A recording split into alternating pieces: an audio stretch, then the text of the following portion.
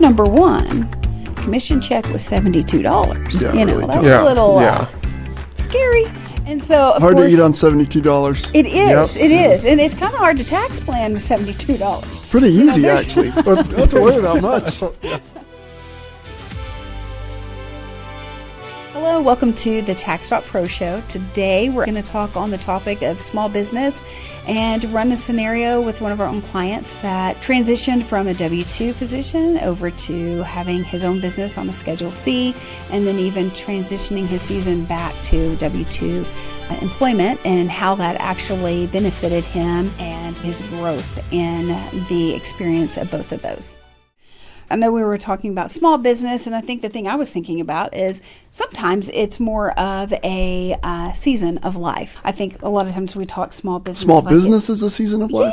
Yeah. Like it's not like you're deeming like in life, like I'm going to be a small business owner for, 40 years. Sometimes it's really I don't know short. about that. Could be short. It could be short. But if you there's fail. a lot that comes out of that short time even. Yeah. Or that's great. If you fail, or if you decided to not do it anymore, right? Or if you didn't make any money.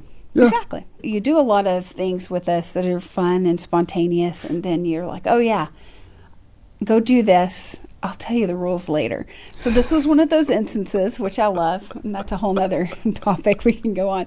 Because sometimes you just throw us into the fire or throw us out of the airplane and then throw the parachute later. And so this was one of those, okay? So basically you're like, hey, Tracy, got this call. Call this guy. And y'all, talk about small business. It was great. So what I do, I get this call, and this guy and I start chatting, and basically he's worked a W-2 job for, I don't know, his whole life. He's still pretty young, but he's like, hey, these people want me to sell a product, and so how do I do that? And that was your whole instance, is go guide him in this. And so that's what I did. Start talking to the guy, start selling stuff. And it takes on a different role when you start helping someone in this, because you kind of have to be the encourager, first of all. Month number one, commission check was $72. Yeah, really that was a little scary. And so, of hard course, to eat on $72. It is. It is. And it's kind of hard to tax plan with $72. Pretty easy, actually. Don't have to worry about much. I wouldn't even worry about the tax right now, buddy. Go make more money. So the guy hits to pay me. He's really working hard. How old is he? Young. I'm talking 24. Oh, okay. Gotcha. 24, no kids. Yeah. Not married, just, hey, I'm going to go start a business, I was approached, I'm going to be 1099. I've done just regular 1040 my whole life, W-2 job. So now it's changed. So he takes off and we start talking. By about month 3, he's like, hey, should I get another job? And I'm like, you can. He was tired of mix. ramen noodles at that point. I think the ramen noodles were 35-cent ramen noodles weren't. But it was good for him. And his thing was he didn't know if he could mix the two. Mm-hmm. Can I run my own business and take a W-2 job? And so, of course, we talked through that. The guy ends up actually by probably month 6 calling me and going, okay, I made some money. And I'm like, now that we can tax plan on. So we start working through it. Nice. And it was great. It was great for him. So he did this for almost 2 years. Even this last year we were talking about when we did his tax planning, like, hey, we may have to look at LLC. You've actually made good money. Well, he ends up calling me just not too long ago and says, change of plans. I got picked up by another company and they want me to come work for them. So like I said, it was a short season, but in talking with him, that season that he had, actually, he feels like, and I feel like just in my own experience, kind of makes you a better employee when you go to work sometimes. You had that business mentality? Yeah. So yes. In my past life with a spouse, I owned a business before I ever came to work for the Knaps, and same kind of situation. Mine was a longer stint of time. It was 10, 12 years, something like that. But what I got from that season of small business, I feel like has impacted me and made me, one, a better employee. I probably won't show up late, just in your history here. I do. Your name's on the building. I'll let you I be show late, up whenever. But I'm going to give you a hard time about being late. But no, I just really feel like it does help you. And I know with your kids even, we've talked about this, that most of your kids end up going, hey, Dad, I'm going to start a business. But a lot of times you're like, well, you can, but I also want you to go work and go work for somebody. Yeah, I want them to do both. Yeah. Exactly. Yeah. There's Yeah. to do both is so good, but yeah. Well, one so- of the things we talk about a lot, and this comes from Rabbi Daniel Lappin's book, Oh, and great that book. is that you're self-employed, period. Whether you have one boss or whether you have a whole bunch of bosses, it doesn't really matter. Your mentality should be that you're self-employed. And if you have a W-2 job, you just have the one boss, right? If you're owning and running your own business, then you've have a lot got of lots of bosses, clients, yeah. right? Lots of bosses. And so that's what I would tell you. That's what I would tell anybody. If you're young and you're sitting there going, well, what should I do? And maybe you've looked for a job, but you haven't found anything that you enjoy doing or that makes sense, then it's a great time in your life to start a business. I did this a bunch of times. So you used to, back in the day, This last week, no, I think it was like years ago, but you loved Starbucks, okay? Do you know your yes, latte I know my order? latte, No, 100%. no. Tell me your latte order.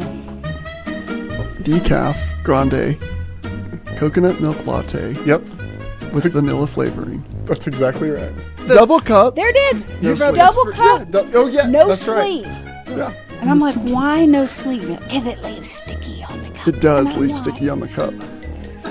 Do you know how many times I said no sleeve and they still put a sleeve on it? And how many sleeves are in my back seat? Do you know of how my many- car? Because I would just pull You it know- off fast and chunk it in the back. You know how many Starbucks cups I had in my desk, and I would just throw that one away and put a new one on it? Not surprised. Can I buy a sleeve of cups so if they ever accidentally put a sleeve on there, that I could just throw it in the back seat and grab? They have a adhesive cup. glue that sticks to the cup when it gets hot.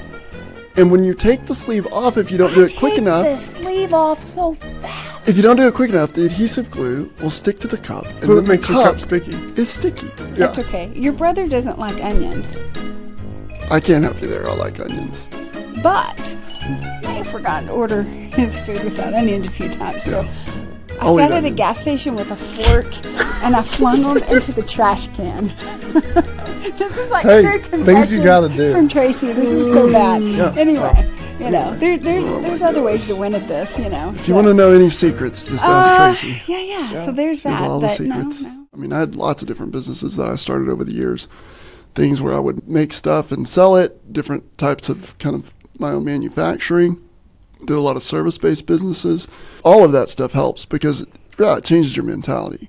You realize the job depends on me and me actually doing the thing. Right. I think a lot of people are limited because they think their boss should be the person that's telling them all the things that they need to do. And that's not a great team member.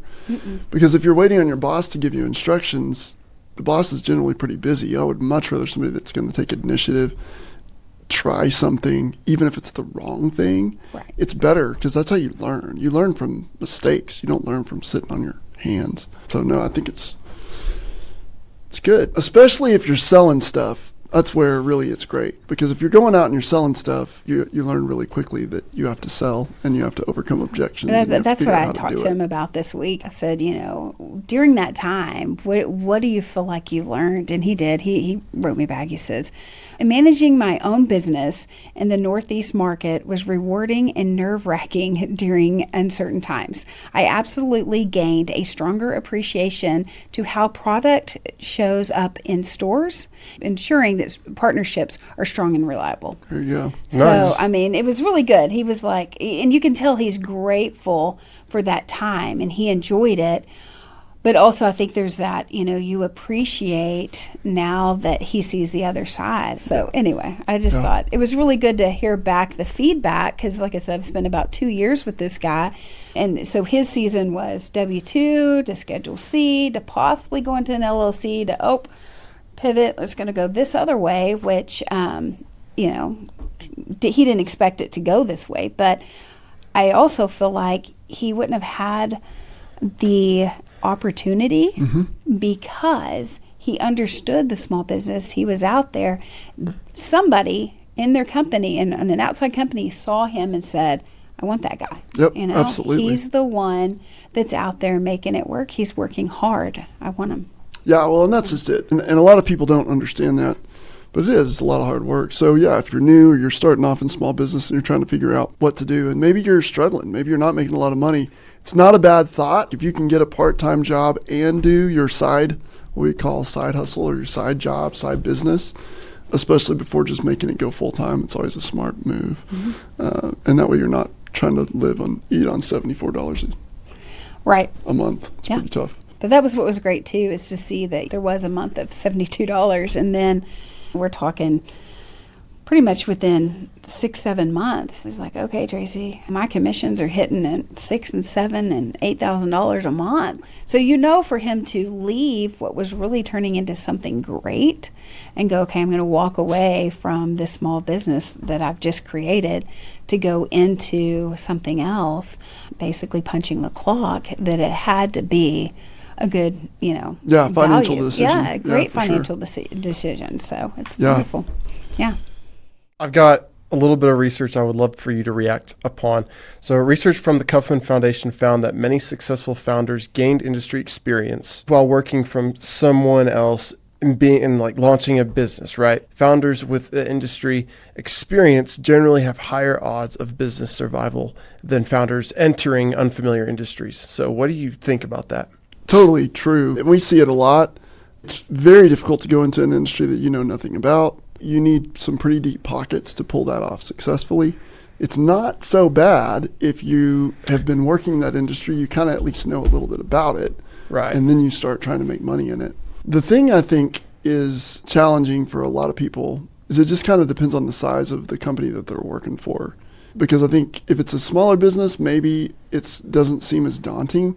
But if you were like, I'm going to open a Chick-fil-A style restaurant, that's a lot. That is a lot. Yes. And That's it's a a big lot jump. of cost Yeah. just to even fry your first piece of chicken. So it's not impossible. It might look more like we're going to do a food truck, or we're going to go to like a farmer's market and we'll start selling chicken there before we get a storefront. But it's not impossible. It's a lot more challenging versus if it's a smaller business. Let's say pest control, and you've learned to do pest control and you're doing it for somebody else, and you're thinking about doing your own pest control service.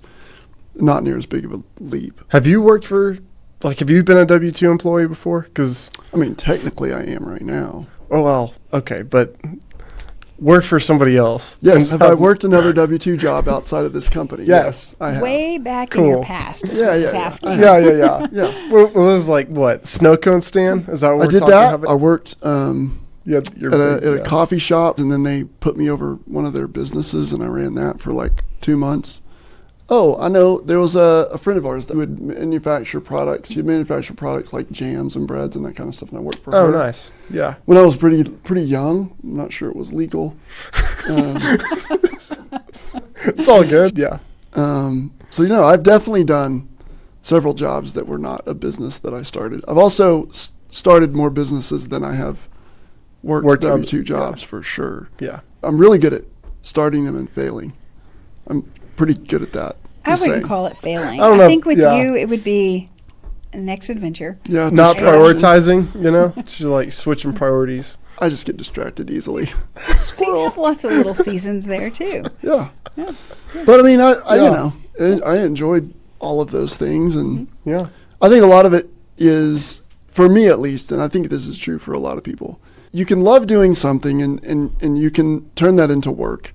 And generally what happens is you no longer love doing that thing. You can also just really love doing something and it becomes work, and then you love it as work. So I think a lot of it is just kind of a little bit of trial and error. You just have to try stuff. If it works, awesome. If it doesn't work, then it's not the end of the world. Move on to the next thing.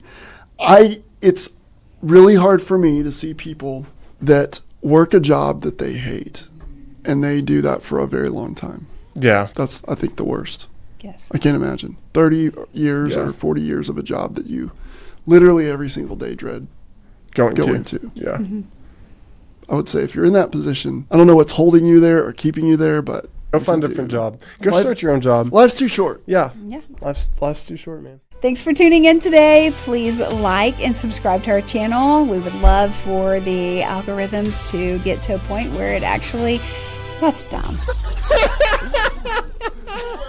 Here, I'll do it. I'll I'm do it. like And then so you do it. worried about saying algorithm correctly. I'm like, Hey, thanks for joining us today. So glad you are here. Listen, if you'll do us a huge favor and like and subscribe. I don't understand it, but it helps all those little Smurfs do their job, and it spreads the word of tax and small business. We'll see you on the next one.